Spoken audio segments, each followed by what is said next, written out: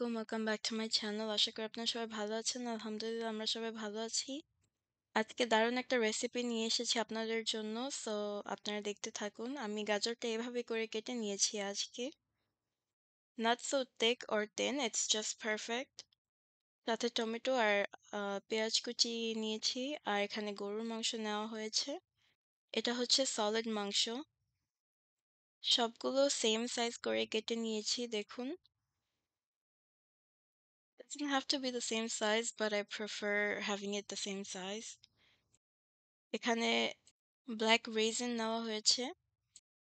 তো আজকের এই রান্নার মেইন ইনগ্রেডিয়েন্ট হচ্ছে গাজর আর কিশমিশ।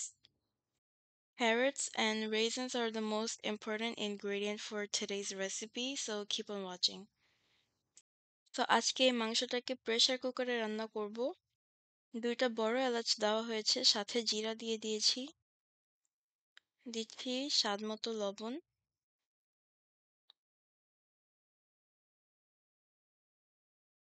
পানি দিয়ে দিচ্ছি।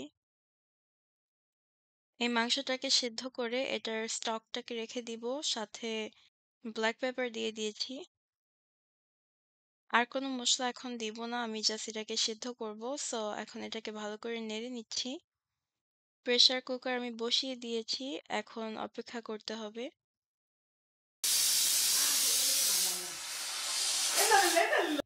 এখানে বাসমতি চাল নিয়েছি, এটাকে আলতো হাতে ধুয়ে নিতে হবে, কারণ এটাকে জোরে ডলা যাবে না, নাহলে ভেঙে যাবে। এই চালটা একটু বড় বড়, এটা দিয়ে ভাতটা রান্না করলে অনেক সুন্দর হবে। And it also smells good. তো এখানে মাংসটা সেদ্ধ করা হয়ে গেছে।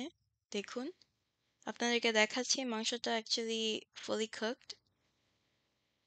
মাংসটা অনেক সুন্দর করে রান্না করা হয়েছে দেখুন। কেটে যাচ্ছে মাংসটা। অনেক নরম হয়ে গেছে এটাকে সেদ্ধ করার পরে। তো এখন আমি মাংসটাকে রান্না করব। একটা প্যানের মধ্যে আমি এখানে ঘি আর তেল দিয়ে দিয়েছি। এখন পেঁয়াজ কুচিটাকে আমি কিছুটা ব্রাউনিশ করে নিব ভেজে। পেঁয়াজটাকে ভালো করে মিক্স করে এটাকে ভেজে নিব। ভেজে এটাকে সফট করে কিছুটা ব্রাউনিশ করে নিব। তো এখানে পেঁয়াজটা সফট অ্যান্ড ব্রাউন হয়ে এসেছে। এখন আমি এখানে টমেটো কুচি দিয়ে দিচ্ছি। এই টমেটো কুচিটাকে ভালো করে মিক্স করে এটাকে গালিয়ে নিতে হবে।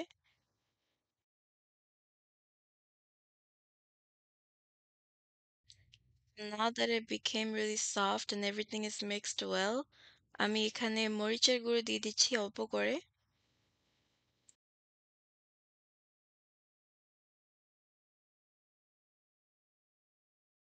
দিচ্ছি ভাজা গরম মশলা গুঁড়ো।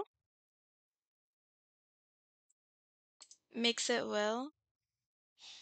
এখন অপেক্ষা করতে হবে, এটা যখন একটু লাল হয়ে আসবে তখন এটার মধ্যে আমি গরুর মাংসটাকে দিয়ে দিব, সেদ্ধ করা গরুর মাংস। তো মশলাটা লাল হয়ে এসেছে, এখন আমি গরুর মাংসগুলো দিয়ে দিচ্ছি। শুধু গরুর মাংসটা দিচ্ছি, আমি এটার স্টকটা পরে ইউজ করব। ভালো করে মাংসটাকে মিক্স করে নিতে হবে। এখানে মরিচের গুঁড়ো আর হচ্ছে ভাজা গরম মশলার গুঁড়োটা এটা পুরো optional. You don't have to use that, but we like a little spice, so we added that. তো if you guys don't know, আজকে হচ্ছে কাবুলি পোলাও রান্না করব। কাবুলি পোলাওটা পুরো এইভাবে করে বানায়, কিন্তু যে 2টা মসলা অপশনাল যেটা আমি বলে দিয়েছি, এটা হচ্ছে আপনারা যদি চান আপনারা দিতে পারেন অথবা নাও দিতে পারেন। That's all up to you.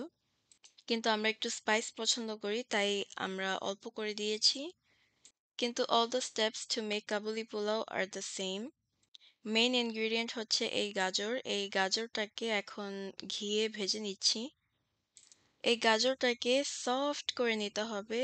It's going to be super soft. আর গাজরটার পরিমাণ একটু বেশি নিতে হয়, কারণ কাবুলি পোলাওয়ের মানেই হচ্ছে গাজর আর ব্ল্যাক রেজিন। তো এখানে এখন বিফ স্টকটা দিয়ে দিচ্ছি, যেটা আমরা বয়েল করে পেয়েছিলাম। মাংসটাকে এখন ভালো করে মিক্স করে নিব। মাংসটাকে সেদ্ধ করে তারপর ভেজে নেওয়া হয়েছে মসলার সাথে অ্যান্ড দেন এই স্টকটাকে দিয়ে দিয়েছি। কিছুক্ষণ পরেই আমি এটাকে তুলে নিব। অ্যান্ড এখানে গাজরটা দেখুন সফট হয়ে এসেছে, এটাকে আমি তুলে নিব। তো এই গরুর মাংসটা কাবুলি পোলাওর জন্য বানানো হয়েছে।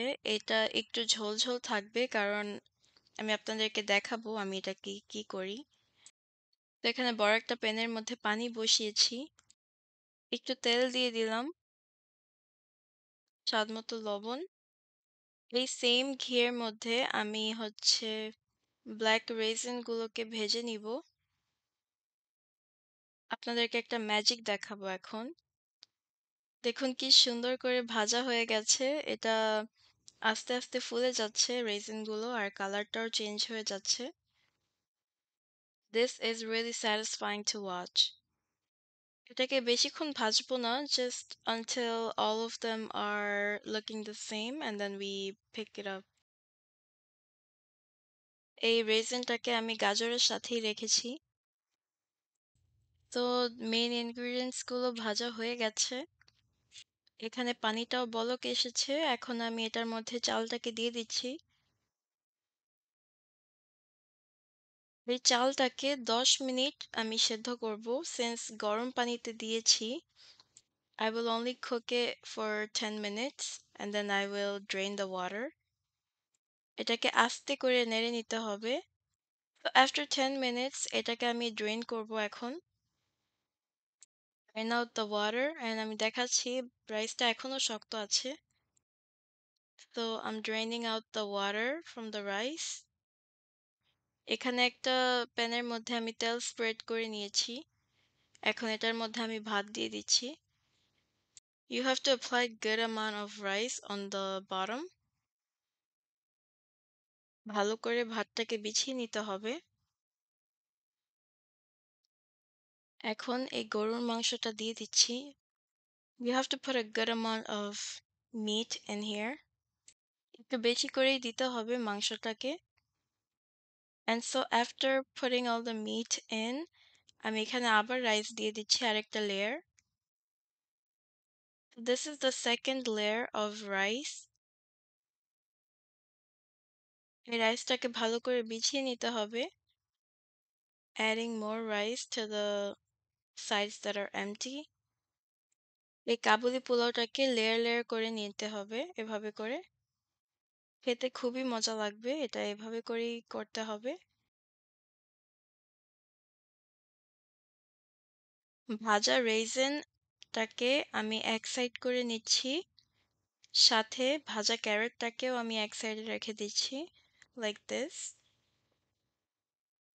So the other side will be empty. And then আমি আবার উপরে third layer rice দিয়েছি and then on the side I put the leftover meat. এখন এই মিটটাকে আমি কভার করে দিচ্ছি রাইস দিয়ে। I will show you guys why I did this and cover it up fully. এখন এটাকে আমি কুক করব for 20 minutes and then after 20 minutes এটাকে তুলে নিচ্ছি and oh my goodness, look at this. You guys can see the steam. এটার smell এত সুন্দর হয়েছে আপনাদেরকে বুঝিয়ে বলতে পারছি না। It smells really good and এখন এটাকে আমি ভালো করে পুরোটা একসাথে মিক্স করে নিব ঠিক এইভাবে করে।